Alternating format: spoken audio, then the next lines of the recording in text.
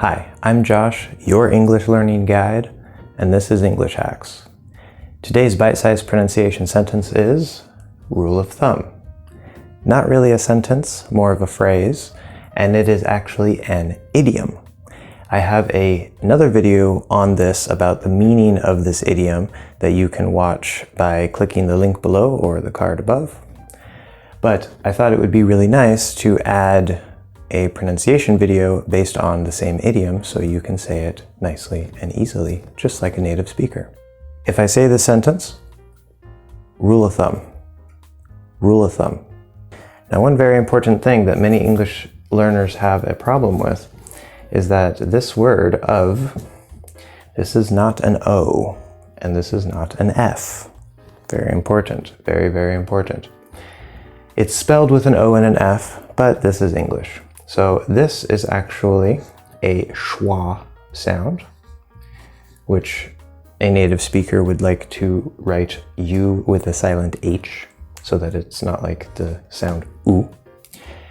And this is called the schwa.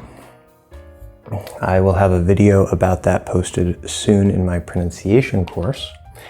And this part here is actually a V sound, not an F sound. This word, there's two Fs, but that's just spelling. It's not a long F. This is just one F sound. And this is the vowel A, which a native speaker likes to write AW. And I will also have a video about that in my pronunciation course very soon if I haven't posted it yet. This is a silent W. It's just a way that we commonly spell this sound so that it's not the ah sound like cat. This is ah. So we're not concerned about this here, but that would be an actual F. Many English learners try to pronounce this as off or exactly like this, off or uff or something weird, but this is a V, this is a schwa, So the stress here is very, very simple. Of is a preposition, it's not stressed. Rule, thumb, these are content words. A rule and a thumb, they are both nouns. Again, for the meaning of these words and the whole phrase, you can go check out the other video that I made about this idiom itself. So we're just worried about the pronunciation here. So rule of thumb, rule of thumb. Here we have plus u plus o. And like I have mentioned before, this is actually a half L. Half L. That will eventually be in the pronunciation course. If it's not already, I will link to it when it is available. But in English, we have two L's. We have a half L and we have a full L.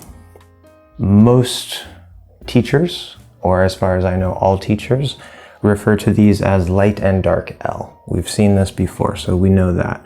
If this is your first video you're watching, now you know.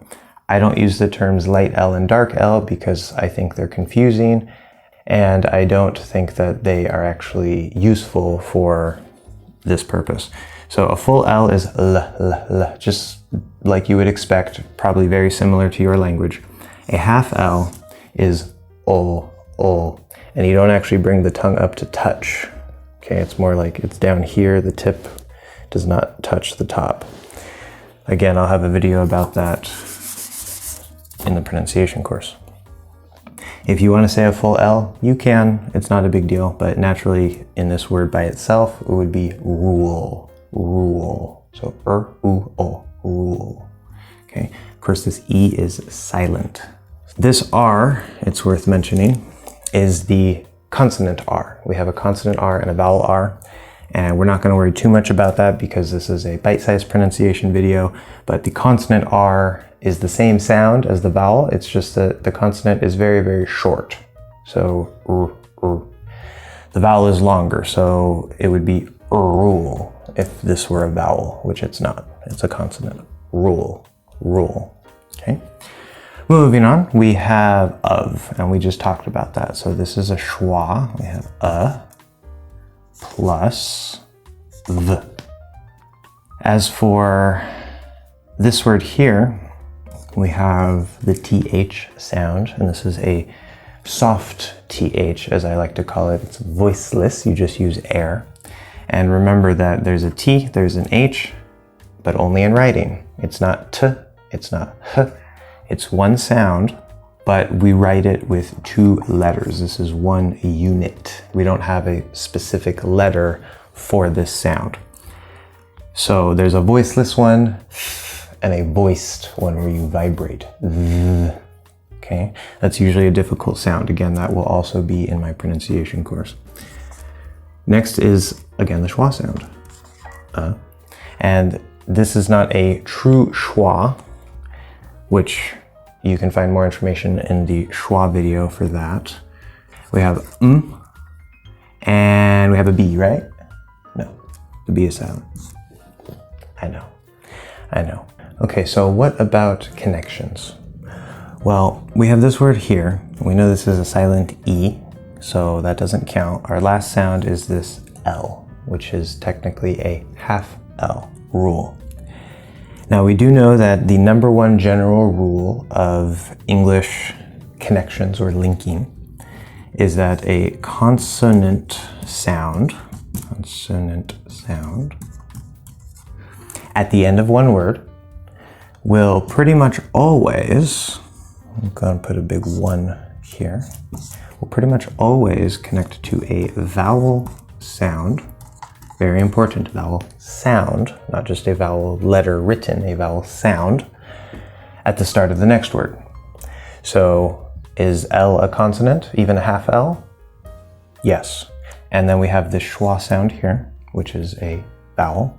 So we will get a connection.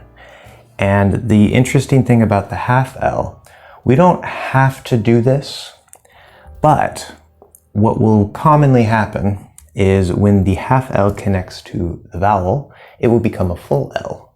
Usually what we'll do is we'll say ru, love. So this will actually now sound just like the word love, because this is a silent E, and this is spelled with an O, but it's a schwa sound. Not a true schwa, but it's the same sound as the schwa. So we actually pronounce it usually as ru love, ru love, ru love. Okay, so that half L becomes a full L when it connects. All right, moving on. So we have ru, love. Again, that H is silent. It's just to help spell the schwa sound phonetically. What about of to thumb? Well, there's actually something very interesting that happens, but first let's just look at the sounds themselves. Okay, so we go from v to th, soft th, not the, not voiced, v, th. So v, v. We can clearly hear the V, we can clearly hear the TH. It almost sounds kind of like they clash, like they hit each other in a way. They flow pretty well, there's no stop in there, but they definitely don't connect. We just hear V and Th. Okay, so that would not be a connection. There would be no connection there. And with what I'm about to tell you, there's also no connection, but the funny thing about this word here, of, there's one more detail. And that is that the preposition of is actually, I believe, the single most common preposition in English.